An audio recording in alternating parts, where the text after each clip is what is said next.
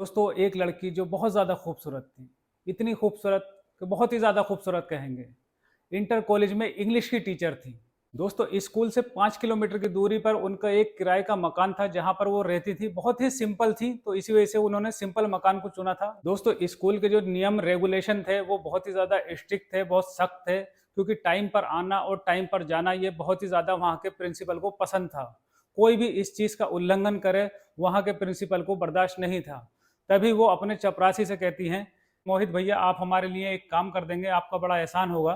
तो मोहित भैया कहते हैं, नहीं नहीं मैडम, इसमें एहसान की क्या बात है, हम चपरासी हैं, आप ही की सेवा के लिए बने हैं, बताइए क्या काम है। मैडम चपरासी से कहती हैं, मोहित भैया आप हमारे घर पर जाकर देख लीजिए, मुझे ऐसा लगता है कि मैं दूध जो है चूल्हे पर रखकर भूल आई हूँ और गैस भी ऑन है, आप एक बार जाके देख लेंगे तो मुझे तसल्ली हो जाएगी। मैडम से मोहित भैया कहते हैं, मैडम कोई बात नहीं, आप मुझे अपने घर की चाबी दीजिए और मैं अभी जाता हूँ। चाबी लेकर मोहित अपनी बाइक स्टार्ट करता है और घर के लिए रवाना हो जाता है। मोहित मैडम के मकान पर पहुंचता है और ताला खोलने के बाद में अंदर एंट्री करता है। अंदर पहुंचने के बाद में मोहित को कुछ ऐसा दिखाई देता है कि मोहित के होश उड़ जाते हैं। दोस्तों ये एक सच्ची कहानी है और ये उत्तर प्रदेश के गोरखपुर जिले की है। एक मैडम होती हैं जो श्रावस्ती की रहने वाली होती है और उनका जो तबादला है, उनकी पोस्टिंग जो है वो गोरखपुर में है। गोरखपुर में वो एक इंटर कॉलेज में इंग्लिश की लेक्चरार होती हैं, एक टीचर होती हैं। मैडम स्कूल से करीब 5 किलोमीटर दूर एक किराए के मकान पर रहती हैं। बहुत ही सिंपल सा मकान है। मैडम का नाम गीता है और गीता मैम की उम्र जो है इस वक्त 32 साल है। तो बहुत ही सिंपल जीवन जीती हैं। वो स्कूल से घर और घर से स्कूल जाती हैं। एक दिन सारे काम करने के बाद में सुबह में जब वो घर से स्कूल के लिए निकलती हैं, स्कूल पहुंचने के बाद में उनकी क्लास का टाइम हो जाता है और वो क्लास में जाने ही वाली होती हैं, तो उन्हें अचानक से याद आता है कि मैं गैस पर दूध को भूल आई हूँ। उन्हें याद आता है कि अब मैं किस तरीके से पहुँचूँ, क्योंकि यहाँ पर जो नियम है वो बहुत ही ज़्यादा सख्त हैं और जो प्रिंसिपल हैं वो बहुत ज़्यादा स्ट्रिक्ट हैं। वो नहीं चाहते हैं कि कोई भी टीचर जब क्लास का टाइम हो जाए तो क्लास के अंदर ना पहुँचे। तो मैडम को याद आता है कि मैडम एक चपरासी को देखती हैं जिसका नाम मोहित होता है। मोहित से कहती हैं, मोहित भैया आप हमारे लिए एक काम करेंगे? तो मोहित कहता है, हाँ हाँ मैडम, क्यों नहीं करेंगे। मोहित से कहती है, मोहित भैया आप हमारे घर की चाबी लीजिए। मोहित भैया मैं दूध को जो है गैस पर रखकर भूल आई हूँ और गैस भी ऑन है, अगर आप जो है जाकर देख लेंगे तो मुझे तसल्ली हो जाएगी कि दूध वाकई गैस पर है या नहीं है। मोहित मैडम का कहना मानकर चाबी लेकर और अपनी बाइक लेकर जो है वो मैडम के घर के लिए रवाना हो जाता है। मोहित जैसे ही घर के अंदर घुसता है वो देखता है कि सारे में धुआं धुआं था, क्योंकि उसने दरवाज़ा तो खोल दिया था और किचन की जाकर खिड़की भी खोलता है।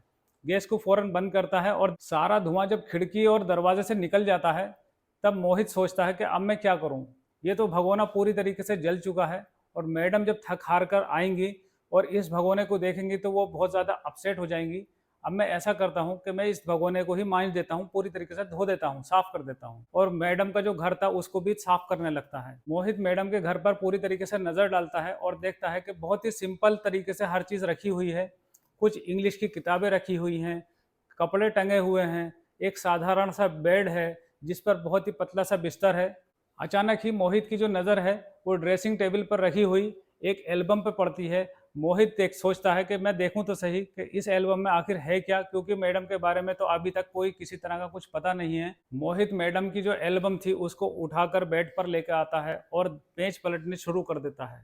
अचानक ही वो देखता है कि मैडम जो है बहुत ही ज़्यादा खूबसूरत हैं और ये जो तस्वीरें हैं शायद 4 से 5 साल पुरानी होंगी। एल्बम में कुछ फ़ोटो मैडम के अकेले के थे, लेकिन कुछ फ़ोटो में एक लड़का दिखाई देता है जो कि हट्टा-कट्टा नौजवान था और मैडम उसके साथ में बहुत ही ज़्यादा खूबसूरत दिख रही थी।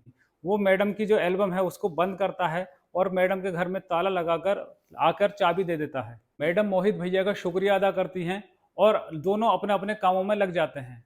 स्कूल की छुट्टी होने के बाद में मैडम अपने घर के लिए रवाना हो जाती हैं। मैडम घर पहुंचने के बाद में घर का ताला खोलती हैं और जाकर देखती हैं कि जल्दी से मैं उस दूध के भगोने को जाकर देखूं कि कितना जल चुका है। मैडम जाकर देखती हैं कि भगोना धुला हुआ है अच्छे तरीके से और घर जो था पूरी तरीके से पहले से भी ज़्यादा साफ था। मैडम बहुत ही ज़्यादा खुश हो जाती हैं। जब अगले दिन मैडम स्कूल आती हैं तो मोहित को बुलाती हैं अपने पास और मोहित से कहती हैं, मोहित भैया आपको ये सब करने की क्या ज़रूरत थी। मोहित मैडम से कहता है, मैडम आप इतनी ज़्यादा थक गई होंगी और थकने के बाद में जब आप घर पहुंचती फिर उस जले हुए भगोने को देखती तो आपको बहुत ज़्यादा परेशानी होती। मैंने सोचा कि ये परेशान आप इतनी ज़्यादा परेशान ना हो, इस वजह से उस दूध के जो भगोने को मैंने पूरी तरीके से साफ कर दिया था। मोहित मैडम से कहता है, मैडम आप पहले बहुत ही ज़्यादा हंसमुख लगती थी, और ये कहकर अपने काम में लग जाता है। और मैडम की भी क्लास का टाइम हो चुका था, तो मैडम अपने क्लास में चली जाती हैं। लंच का टाइम हो चुका था। मोहित मैडम के लिए पानी लेकर आता है। जैसे ही पानी रख के वो जाने लगता है तो मैडम कहती हैं, मोहित मेरी बात सुनिए। मोहित कहता है, जी मैम। मोहित, आपको कैसे पता मैं पहले हंसमुख लगती थी? तो मोहित मैडम से कहता है, मैडम माफ़ कीजिएगा, मैंने आपकी एल्बम देखी है और एल्बम में आप बहुत ही ज़्यादा खूबसूरत लग रही थी और बहुत ही ज़्यादा हंसमुख लग रही थी, लेकिन एक संकोच है मैडम, उस एल्बम में मैंने आपके साथ में किसी को देखा था। तो मैडम किसी के चक्कर में अपनी ज़िंदगी मत खराब करिए। क्योंकि मैडम कहती हैं, काश वो जिंदा होता। ये सुनकर चपरासी मोहित बहुत ज़्यादा अपसेट हो जाता है और वो मैडम से माफ़ी मांगता है और कहता है, मैडम मुझसे गलती हो गई है, मुझे ऐसा नहीं कहना चाहिए था। मैडम कहती हैं, कोई बात नहीं। मैडम मोहित से कहती हैं, उसका नाम चिराग है और वो सन 2015 में नेपाल गया था किसी काम से, और एक तूफान में उसकी मौत हो गई। तभी मोहित मैडम से कहता है, मैडम एक बात है, अगर आप सुनेंगी तो मैं आपको बताऊं। तो मैडम कहती है, हाँ हाँ बताइए। मैडम मेरी सन 2005 में शादी हुई थी।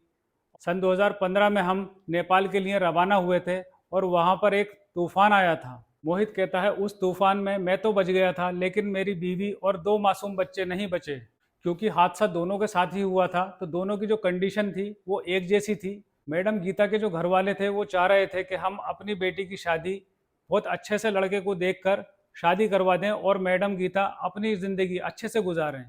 वहीं चपरासी मोहित, उसके भी घर वाले यही चाह रहे थे कि अब जो हुआ सो हुआ, अब मोहित की एक बार अच्छी सी लड़की को देखकर शादी करवा दें। मोहित भी तैयार नहीं था शादी करने के लिए। उधर गीता भी अपने घर वालों से मना कर चुकी थी कि मैं शादी नहीं करूंगी। दोस्तों, मोहित और मैडम कब एक दूसरे से प्यार कर बैठे, दोनों को पता ही नहीं चला। और फिर एक दिन ये फैसला लेते हैं कि हम दोनों आपस में शादी कर लेते हैं। और ये शादी की खबर सुनने के बाद में गीता के घर वाले और उधर मोहित के घर वाले बहुत ही ज़्यादा खुश हो जाते हैं, क्योंकि मोहित चपरासी था और गीता जो है इंग्लिश की लेक्चरार थी। ये जो दूरी थी, इस दूरी को ख़त्म करने के बाद में दोनों एक दूसरे से शादी कर लेते हैं और बहुत ही अच्छी तरीके से अपनी ज़िंदगी बिता रहे होते हैं। दोस्तों, ये एक रियल कहानी है और ये कहानी आपको अच्छी लगी हो तो प्लीज़ हमारे चैनल को जल्दी से सब्सक्राइब कर लीजिए, क्योंकि नई नई कहानी किस्से आते रहेंगे। अल्लाह हाफिज़।